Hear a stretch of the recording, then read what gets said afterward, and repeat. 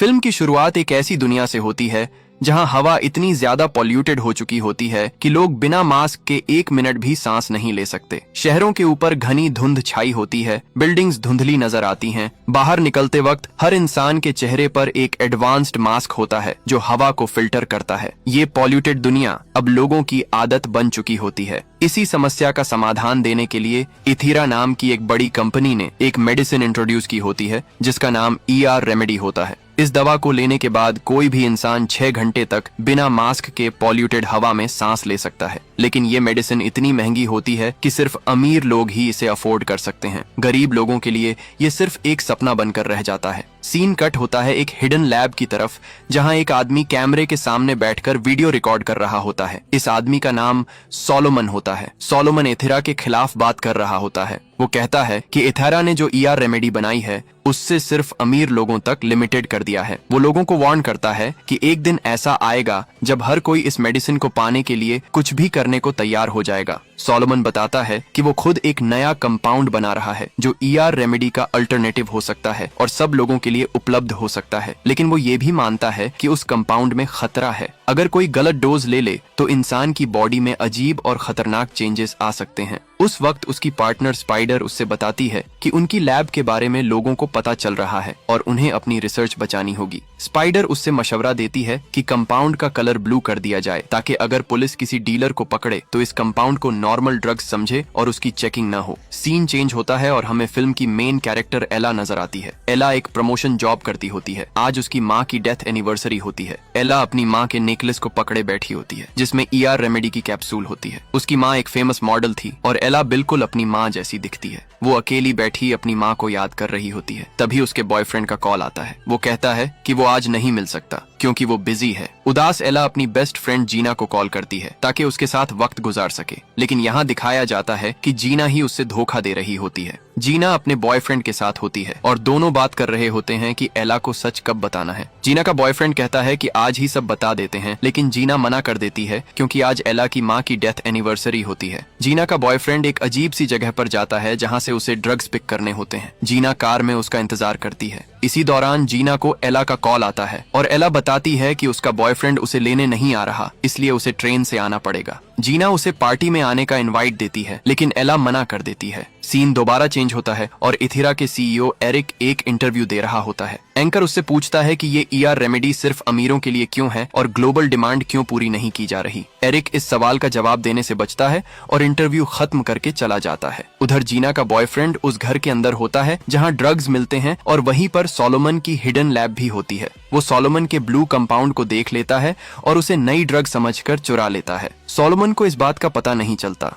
एला घर जाती है और अपनी माँ की तस्वीर उठाकर बैठ जाती है और बहुत गमगीन बैठी होती है। उसी वक्त उसके बाप की कॉल आती है और उससे बात करने लगती है। उसके बाप उससे कहता है घूमा फिरा करो, क्योंकि उसके बाप ने एला को गमगीन देख लिया था। वो एला से कहता है जाओ बाहर घूमो फिरो, एंजॉय करो अपनी जिंदगी, लेकिन एला इनकार कर देती है। मगर उसका बाप फिर कहता है कि मैं कह रहा हूँ जाओ, थोड़ा फ्रेश हो जाओगी, तो एला मान जाती है। एला पार्टी में पहुंचती है। वो जीना को ढूंढते हुए वॉशरूम तक जाती है और वहां देखती है कि जीना और उसका बॉयफ्रेंड ड्रग्स ले रहे होते हैं। ये देखकर एला को समझ आता है कि दोनों उससे धोखा दे रहे थे। गुस्से और दुख में एला वहां से निकल जाती है। एला के पीछे पीछे जीना भी आ जाती है और कहती है मैं भी उससे मोहब्बत करती हूँ, तुम तो उसकी परवाह भी नहीं करती, इसी वजह से वह मुझसे मोहब्बत करने लगा है। इसी दौरान एला अपने बॉयफ्रेंड टली के पास जाती है और उससे बहुत लड़ती है। इसी दौरान एला का बॉयफ्रेंड जल्दबाजी में वॉशरूम से निकलता है और उसके हाथ से वह नीला कंपाउंड गिर जाता है। एला की नजर उस पर पड़ती है। वह पहले से ही बहुत भावुक होती है। बिना सोचे समझे वह पूरा कंपाउंड पी लेती है। एला पार्टी में कुछ देर एंजॉय करने जाती है मगर उसे चक्कर आने लगते हैं। कुछ ही सेकंड में उसकी तबीयत बिगड़ने लगती है। एला कमोड के पास जाकर बैठ जाती है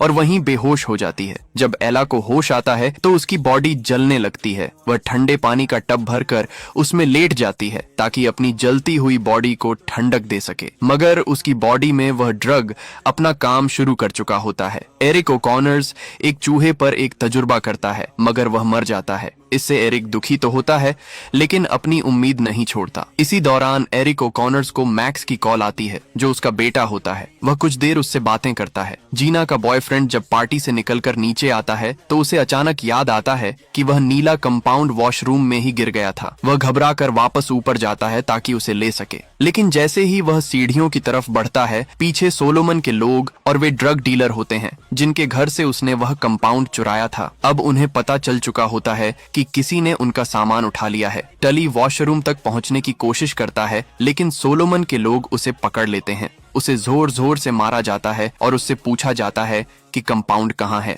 डर के मारे वह मान लेता है कि हाँ, उसने कंपाउंड चुराया था, लेकिन अब वह उसके पास नहीं है। इसी दौरान वॉशरूम के अंदर पानी के टब में पड़ी एला सब कुछ सुन रही होती है। जब माफिया वाले चले जाते हैं तो एला खड़ी होती है और टली से पूछती है, ये क्या था जो मैंने लिया है? इस पर टली ड्रग के बारे में पूछता है कि बाकी कहाँ है। एला कहती है, मैंने सारा पी लिया है। यह सुनकर वह शॉक हो जाता है, मैं अभी आता हूँ, और बाहर भाग जाता है। जब ड्रग डीलर वापस आते हैं तो कमरे में कोई नहीं होता। वे फिर से टली को मारते हैं और कहते हैं कि तुमने हमसे झूठ बोला है। टली उनकी ही गन से उन्हें डराने लगता है, मगर लड़ाई के दौरान गोली चल जाती है और टली के पैर में लग जाती है। टली को वहीं छोड़ दिया जाता है। तभी अचानक बिल्डिंग में पुलिस के आने की आवाज सुनाई देती है। पुलिस का नाम सुनते ही जल्दी जल्दी वहां से निकलने लगते हैं। सोलोमन भी वहां से चला जाता है। उनके जाते ही वॉशरूम पूरी तरह खाली हो जाता है। कुछ पलों बाद जब टली को होश आता है तो वह ऊपर देखकर हैरान रह जाता है। तभी ऊपर से एला नीचे आती है। उसके चेहरे पर डर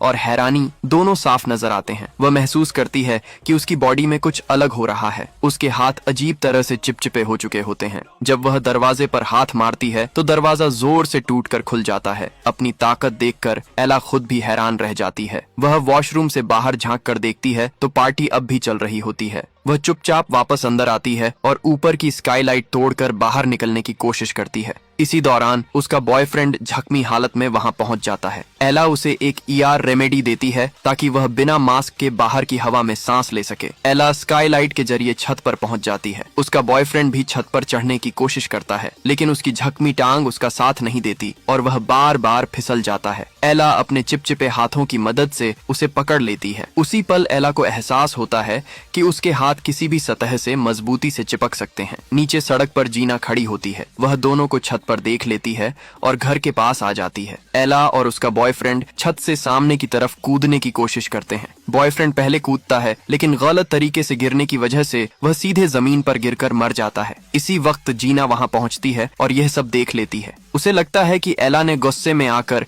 उसके बॉयफ्रेंड को धक्का दिया है। एला उसे समझाना चाहती है, लेकिन पीछे से सोलोमन के लोग फिर नजर आने लगते हैं। टली को देखती है और जंगल की तरफ भाग जाती है। जीना पुलिस को कॉल करके एला के खिलाफ रिपोर्ट दर्ज करवा देती है। एला जंगल की ओर भागते भागते अंधेरे में घुस जाती है। कुछ दूर जाने के बाद उसकी बॉडी अचानक कमजोर पड़ जाती है और वह रास्ते के किनारे गिरकर बेहोश हो जाती है। उसी वक्त एक गाड़ी वहां से गुजरती है। गाड़ी रुकती है और बॉक्सर उसे उठाकर गाड़ी में डाल लेता है। हम देखते हैं कि एला बिस्तर पर बेहोश पड़ी है और बॉक्सर उसके साथ जबरदस्ती करने की कोशिश करता है। वह बिस्तर पर आ जाता है और एला के हाथ जोर से पकड़ लेता है। एला जोर लगाती है तो वह उसे छोड़ देता है, लेकिन उसी समय हम देखते हैं कि बॉक्सर के मुंह पर जख्म आ चुका होता है और वह एला की तरफ देखता है। एला भी डर के मारे अपने हाथों को देख रही होती है। वह तुरंत वॉशरूम में जाकर आईने के सामने खड़ी होती है। उसकी त्वचा पर अजीब निशान उभर आए होते हैं। उसके होंठों और चेहरे का रंग बदल रहा होता है। उसकी उंगलियों से नाखूनों की जगह पतले, तेज और अजीब से पंजे निकल रहे होते हैं। ये सब देखकर वह डर जाती है और कैंची उठाकर उन नाखूनों को काट देती है। डर के मारे एला अस्पताल पहुंचती है। वह नर्स को अपना चेहरा दिखाकर बताती है कि उसने एक ड्रग ली थी,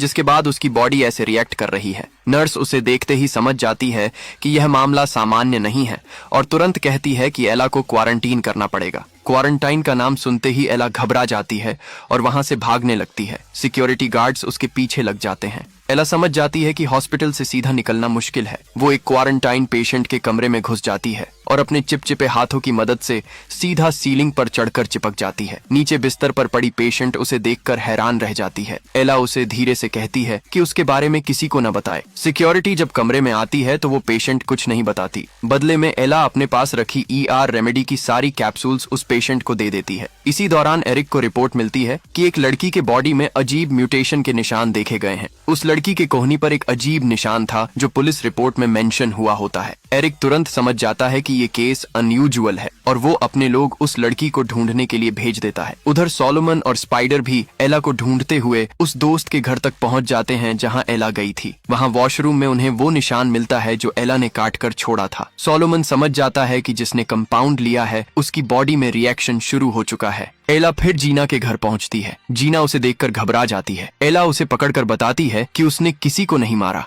उसका बॉयफ्रेंड गिरकर मरा था जब वो दोनों बचने की कोशिश कर रहे थे। जीना धीरे धीरे उसकी बात मान लेती है और उसे घर के अंदर ले आती है। घर के अंदर एला को अपनी बॉडी में और बदलाव महसूस होते हैं। उसके चेहरे का रंग और नीला हो रहा होता है। उसके नाखून टूटकर गिर चुके होते हैं। सबसे अजीब बात यह होती है कि उसे अचानक बहुत ज्यादा कच्चा गोश्त खाने की भूख महसूस होती है। वो जीना का फ्रिज खोलकर अंदर रखा कच्चा मीट खाने लगती है। इसके बाद वो जीना का फोन लेकर अपने बॉयफ्रेंड के नंबर पर मैसेज भेजती है, क्योंकि उसे पता होता है कि अब वो फोन सोलोमन के लोगों के पास होगा। वो मैसेज करती है कि तुम लोग मुझसे चाहते क्या हो। सोलोमन उससे मिलने की रिक्वेस्ट करता है और एला मिलने के लिए मान जाती है। जब वह वहां पहुंचती है तो सोलोमन और स्पाइडर पहले से ही उसका इंतजार कर रहे होते हैं। सोलोमन का चेहरा संजीदा होता है। वह एला को देखते ही समझ जाता है कि कंपाउंड अपना काम कर रहा है। गुस्से और डर के बीच एला सोलोमन पर टूट पड़ती है और उससे पूछती है कि उसके साथ जो यह सब हो रहा है उसे वह कैसे रोके। वह बहुत परेशान नजर आती है। सोलोमन उसे बताता है कि यह कोई सामान्य कंपाउंड नहीं था, यह एक एक्सपेरिमेंटल कंपाउंड था। सोलोमन कहता है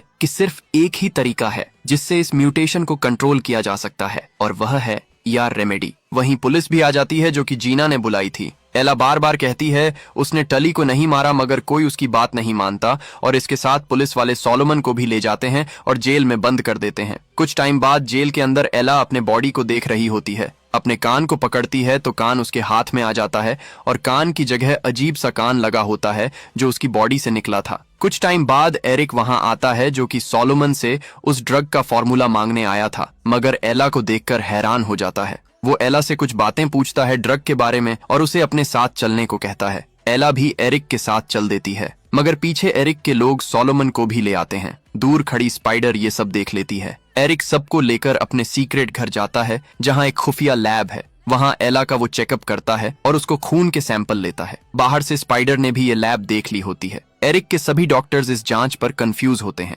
वो कहते हैं कि हम नहीं मानते कि ये इंसान है। इंसान का डीएनए और इस डीएनए में बहुत ज्यादा फर्क है। एरिक सोलोमन को बहुत टॉर्चर करता है और पूछता है कि तुमने ये ड्रग कैसे बनाया, मुझे तुम ये बता दो, मैं तुमको छोड़ दूंगा। एरिक फिर से पूछता है, मगर सोलोमन नहीं बताता तो वो अपने नौकर को टॉर्चर करने को कहकर चला जाता है। जब एला को होश आता है तो वो एरिक से कहती है कि उसे उसके बाप से बात करनी है, मगर एरिक झूठ बोलता है। नेटवर्क का प्रॉब्लम आ रहा है इसलिए अभी कॉल नहीं हो सकती। और साथ ही एरिक एला को उसके डीएनए के बारे में बताता है कि वो इससे बीमार नहीं बल्कि इसकी वजह से इस माहौल में भी जिंदा है। एला भी कहती है, हाँ अब मुझे मास्क या किसी भी टैबलेट की कोई जरूरत नहीं होती। कुछ देर बाद हम देखते हैं कि एला कमरे से बाहर की भी आवाज सुन सकती है। बाहर एरिक अपने बाप से बात कर रहा होता है और कहता है कि हम इसका इस्तेमाल अपने ड्रग को बनाने में करेंगे, मगर उसके बाप कहता है कि वो लोग ऐसा नहीं कर सकते, ये कानून के खिलाफ है। तभी एरिक अपने बाप से कहता है कि उसने सब कुछ सेट कर दिया है, पुलिस वाले भी अब उनकी साइड पर हैं, इसलिए कोई मसला नहीं होगा। एला गुस्से से चीखने लगती है तो एरिक कमरे में बेहोशी की गैस छोड़ देता है। एला बेहोश होने लगती है, मगर एरिक और उसके बाप की सारी बातें सुन लेती है। तभी उसे पता चल जाता है कि सोलोमन बी ब्लॉक में कैद है। एला बेहोश कमरे में बंधी हुई पड़ी होती है। वहाँ एक डॉक्टर और एक नर्स आता है। डॉक्टर एला को इंजेक्शन लगाने ही वाला होता है कि एला जाग जाती है। डॉक्टर और नर्स को मारती है और नर्स से पूछती है ब्लॉक बी कहाँ है और कमरे से निकलकर चली जाती है। तभी कैमरा वाला ये सब देखकर सिक्योरिटी ब्रेक का अलार्म चला देता है। दूसरी तरफ एरिक के पास उसका बेटा आता है उससे मिलने के लिए। एरिक उधर बिजी होता है। एला ब्लॉक बी में जाती है जहां वो सिक्योरिटी गार्ड से भी लड़ाई होती है। एला उसको मार देती है और सोलोमन के पास आ जाती है और अपने बॉडी दिखाकर पूछती है, ये तुमने क्या किया है, तो इलाज भी तुम ही बताओगे। वो सोलोमन को पकड़ लेती है तो सोलोमन उसे बताता है कि पहले यहाँ से निकलते हैं, फिर मैं तुमको बताऊंगा। एला भी इस बात पर राजी हो जाती है। इधर एरिक को जब पता लगता है तो वो बहुत गुस्सा करता है और सबको कहता है कि ढूंढो उनको, और मैक्स को वहीं छोड़कर चला जाता है। स्पाइडर भी बिल्डिंग में आ जाती है और बेसमेंट में बॉम्ब लगाकर सबको बता देती है, जिसकी वजह से वहां भाग दौड़ शुरू हो जाती है। एला और सोलोमन एक जगह आते हैं जहां सोलोमन एला को बताता है कि उसकी बॉडी में जो ड्रग गया है वो एक साउथ अफ्रीकन ड्रैगन फ्लाई का कंपाउंड है, और सोलोमन ये भी बताता है कि ड्रैगन फ्लाई अब दुनिया से खत्म हो गया है, इसलिए एरिक तुमसे वो डीएनए चाहता है। सोलोमन ये भी कहता है कि हीथिरा चाहता है कि पूरी दुनिया में सिर्फ उसकी ड्रग सेल हो, मगर सोलोमन चाहता है कि ये सब फ्री होना चाहिए। ये ड्रग जीने के लिए हर किसी को लेना होगा। हाँ,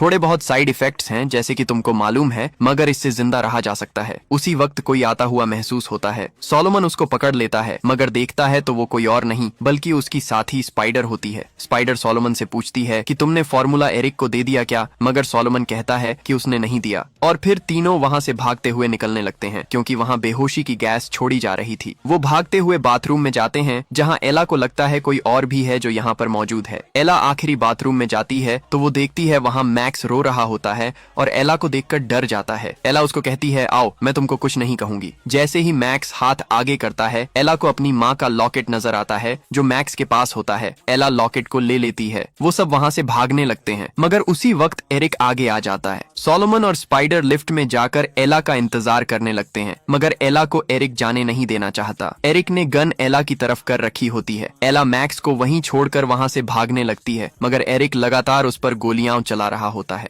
एला भी लिफ्ट में दाखिल हो जाती है। एरिक मैक्स को लेकर बाहर आता है और गैस को फुल छोड़ देता है, मगर उसी वक्त एक कार बेसमेंट से निकलती है। इधर एरिक के लोग कार को रोकने की ट्राई करते हैं, मगर रोक नहीं पाते तो गोलियां चलाना शुरू कर देते हैं। इस पर एरिक सख्ती से कहता है कि वो लोग उसे जिंदा चाहिए, गोलियां नहीं मारनी, और अपनी पूरी गैंग पीछे लगा देता है। एक चेक पोस्ट के पास से जब कार गुजरती है तो पुलिस वाला गोली चलाता है और कार का टायर फट जाता है और कार उल्टी हो जाती है। एरिक की गैंग भी आ जाती है, मगर तब तक सोलोमन और एला वहाँ से भाग जाते हैं। एरिक की गैंग को भी पता चल जाता है कि वो लोग किस तरफ भागे हैं। पूरी गैंग उनकी तरफ आने लगती है। इधर एला और सोलोमन एक जगह पर पहुंचकर रुक जाते हैं। सोलोमन बताता है कि उसने भी ये ड्रग लिया था, अगर उसने बहुत थोड़ा लिया था जिस वजह से उसको कुछ नहीं हुआ। सोलोमन एला को एक और ड्रग देता है और बताता है हमारा एक साथी यहाँ पर है, तुम जाओ। एला अपनी माँ का लॉकेट सोलोमन को देती है और नीचे छलांग लगा देती है। उसी वक्त वहाँ एरिक की गैंग आ जाती है और सोलोमन को पकड़ लेती है। एरिक सोलोमन से एला का पूछता है तो वो नहीं बताता, तो एरिक कहता है तुम मेरे लिए एक और बनाओगे। इसके बाद स्पाइडर सबको बता देती है ड्रग के बारे में और कहती है कि ये सब एरिक आपको कभी फ्री नहीं देगा,